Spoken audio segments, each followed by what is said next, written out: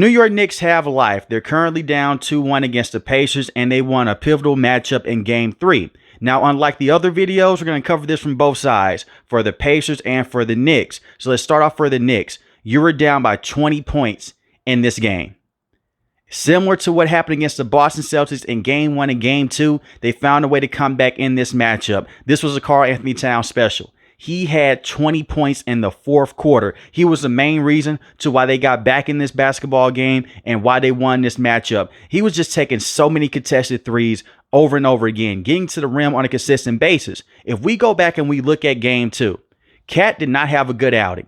20 points, sure, but he was 6 of 14, 7 rebounds. He was terrible on the defensive end. They kept targeting him over and over again, especially early in Game 2. So what does Coach Tibbs do? He takes Josh Hart out of the starting lineup. He puts in Mitchell Robinson. Now, at face value, you may say, why on earth would he do that? Mitchell Robinson is an offensive liability. He is. But at the same time, his defense is amazing at the rim. You now have Cat at the power forward position. He's not a center, especially in this series going against Miles Turner, and the same with Pascal Siakam. So having Mitchell Robinson on the court, there's more versatility with your defense. And now you still have the three-point ability with Cat. For the first 3 quarters, he didn't do much on the offensive end. But when he was able to go out there and get things going late in the fourth quarter, he turned this entire game around. Jalen Brunson did not have a good game offensively. When you look at Jalen Brunson and his numbers, they're disgusting because he had a disgusting game. He did have 23 points, but he was 6 of 18, 1 of 5 from 3. He had 10 free throws. But the biggest story is this. The Knicks have went on crazy runs, not once, but twice in this series. In Game 3 and also in the middle of Game 1 without Jalen Brunson being on the court. Brunson is an awesome player, especially late in the fourth quarter and overtime. It's the reason why they named him the most clutch player in the NBA. But see, this is the problem here with Jalen Brunson. His defense is terrible, especially in this series. It's not because he can't play defense. He's trying to. He's just undersized against guards like Nembhard. The same with Nesmith. And when you look at Tyrese Halliburton, he just can't guard them face up. You have to run certain zone coverages. And teams have done this in the past. The Celtics did this, and the Pistons. They'll just hunt after Jalen Brunson. Well, he got aggressive as hell in Game 3. He had 5 fouls. So for a majority of the game, they couldn't play Jalen Brunson. You get that 6th foul, you're out of there. And Karl-Anthony Towns did get in foul trouble later in the game, but he was red hot. You stick with him. So they're plugging Jalen Brunson in and out of the lineup. They found something here. It's okay to sit down Jalen Brunson for 7 to 8 minutes. You can do that.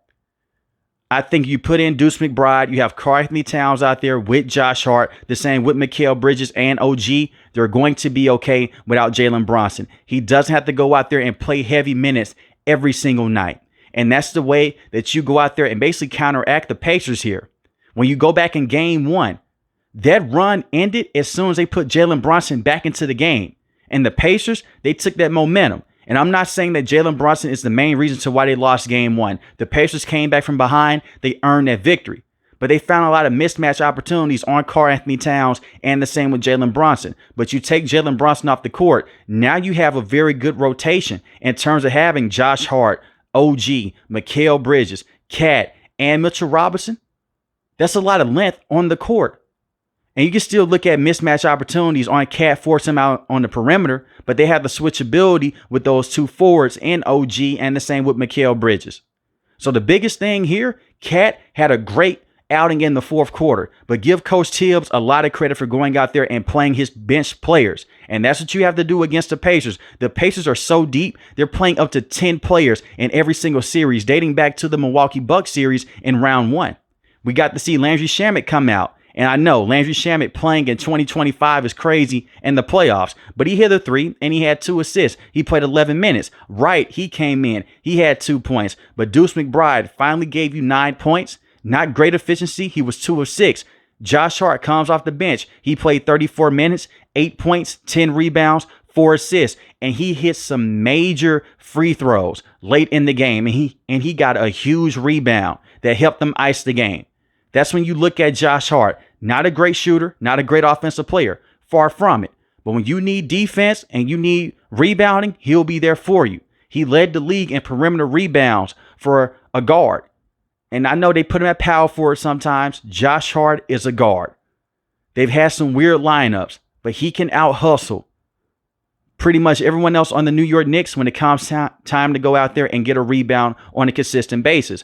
OG also hit some tough shots in tonight's matchup. He had 16 points, 2 rebounds, 2 assists. He had a great defensive outing, especially late in the third quarter. It was a situation with Nesmith. He's just going at him, and then he blocks the basketball from him. He's going at Nembhard. He's just a very good perimeter defender. You're never going to see him go out there and have 30-plus points in the matchup, especially against the Pacers, but his defense, it helps set the tone. You look at Mikal Bridges, 6 of 18, 1 of 6. They need more out of Mikal Bridges on the offensive end. He needs to have 20, 25 points on good efficiency every single night. The Pacers, they're still going up and down the court. They're killing you with that pace. But his offense hasn't been there. The defense has. They slowed down the Pacers in the half court. The transition game was killing them in the second quarter. You were down by 18 points entering the third quarter. So the fact that those two forwards stepped up late in the game, especially late in the third quarter, that also helped turn the tides for the Knicks. And this was a must-win game for New York. You do not want to be down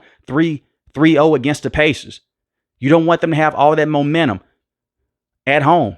Because at that point in time, a lot of people may be saying you're going to get swept, and it's a good chance that you do get swept. It's hard as hell to come back from a 3-1 lead. No one has ever come back from a 3-0 lead in NBA history. And that's it for the Knicks. You still have life in this series. And if you want to doubt the Knicks, they did have the Pacers down in game 1. The Pacers came back from a 14-point lead with 2 minutes remaining. So you look at it from that standpoint, we'll be optimistic as a Knicks fan. You can say we had them on the ropes, we didn't capitalize. But I still look at it from this standpoint. The Pacers came back and they took that matchup. And it leads me over to the Pacers here. The Pacers, it's not a big deal if you are a Pacers fan. You lost game 3 to the Cleveland Cavaliers at home in blowout fashion. What did you do the next game? You came out, you beat the Cavaliers at home, and then you finished it on the road. The Pacers are a better team on the road than they are at home in terms of shooting efficiency. When you look at the numbers tonight, they're terrible for a player like Nembhard. He had 9 points, 2 of 9 from the field, or 3 from 3. I don't ever see him shooting this terribly ever again in this series. This is the production that he'll give you in the regular season every other night, but in the postseason, he's been awesome. But you look at Tyrese Halliburton, 7 of 15, 2 of 8 from 3. 20 points, 4 rebounds, 7 assists. One thing the Knicks did a great job of, they forced him to be a scorer in the second half. He was going out there, he was hitting those tough threes. He got the team into it with the transition assists. As the game weighed on, they started to realize something. Tyrese Halliburton, he wants to set his teammates up. He doesn't want to go out there and he doesn't want to score 30 to 40 points in a game. Now, if he has to, he'll score 30 points like how he did in game 1. But that's not Tyrese Halliburton's game. He wants to go out there and be a floor general every single night. If you force him to be a scorer over and over again, that doesn't work into his game plan. He's capable of doing that. But I look at Tyrese Halliburton.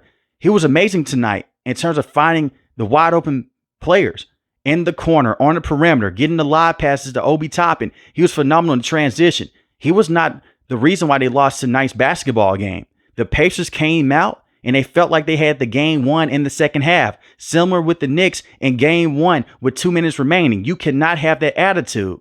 You don't want the Knicks to gain back that momentum like how they did against the Boston Celtics. So now I look at the Pacers. You're still playing with house money. You need to win the next game. You want this team down 3-1. You want to get this series over with as fast as possible. You don't want Coach Tibbs to go out there and find these matchups, and now all of a sudden you have to go away from your game plan. And I'll say this about Rick Carlisle. They slowed down the offense with the Pacers for a huge stretch there. They did not know what the hell to do. Usually with the Pacers, they're going out there, they're throwing the basketball around. It's a lot of ball movement. That was not the case in the second half. The Knicks, they're notorious for that with Jalen Brunson. He'll dribble the ball for almost an entire possession. With the Pacers, you need to keep that ball movement. Have the Knicks moving around. Have them going from sideline to sideline, especially with Mitchell Robinson and the same with Cat. You want to take those mismatch opportunities over and over again. If you can get those 2 bigs on the perimeter against Miles Turner, he's shooting those wide open threes from the corner. And Miles Turner was 1 of 6 from 3. His 3-point percentage needs to be better. He needs to take better looks. And I understand 1 of the threes came late into the game, top of the key. But before he even took that 3, he hasn't been that efficient from three so far in this series. 19 points, 4 rebounds, 3 assists. They'll get it done.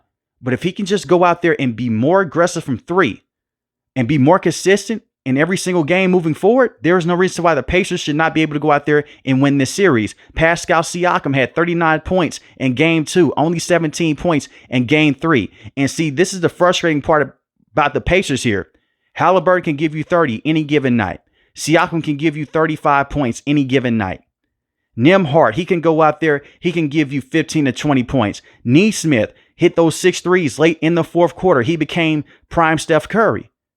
So any of these players can give you great production on any given night. But at the same time, outside of Tyrese Halliburton, they're not known to go out there on a consistent basis and take over a game. Now, Pascal Siakam, he's done this in the past, and it is just one game. But they need the players to go out there and score efficiently from the field. They're taking a lot of bad shots. They're going to the rim over and over again on Mitchell Robinson, on Karl-Anthony Towns. And the reason why they were doing that, they felt like they could go out there and get an extra foul on Karl-Anthony Towns. Their offense was stagnant as soon as they took Jalen Brunson out of the game. And I look at Rick Carlisle. He'll make the right adjustments to go out there and put the players in the right situation here. Ben Shepherd, he came in for Nesmith. He was dealing with an ankle injury. He was able to return. I'm happy that he's okay. TJ McConnell had a big time game coming off the bench. 12 points, 5 and 9 from the field. And this is the thing with TJ McConnell. He's so annoying. And I mean this in a good way. He'll just run around and put a lot of pressure on your big man towards the rim, taking those mid-range shots, taking those floaters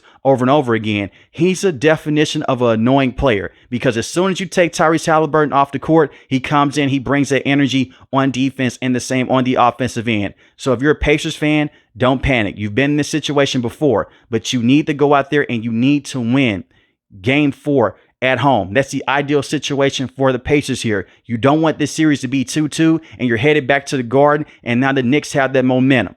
If you don't believe me, look at the Boston Celtics. They felt like, hey, we could come back in this series. They went on the road to New York and it was a different story there. And the Knicks, they're a great team on the road. Not against the Pacers though, historically. And the Pacers, they're an amazing team on the road. But at home, the shooting efficiency has to be better and they have to be locked in. And I'll just say this before I let you guys go. The Pacers continue to push that pace. Get them moving up and down the court. That's when you're at your best. That transition offense is phenomenal. Those lob passes, that fast-paced offense. You just can't settle in the open court.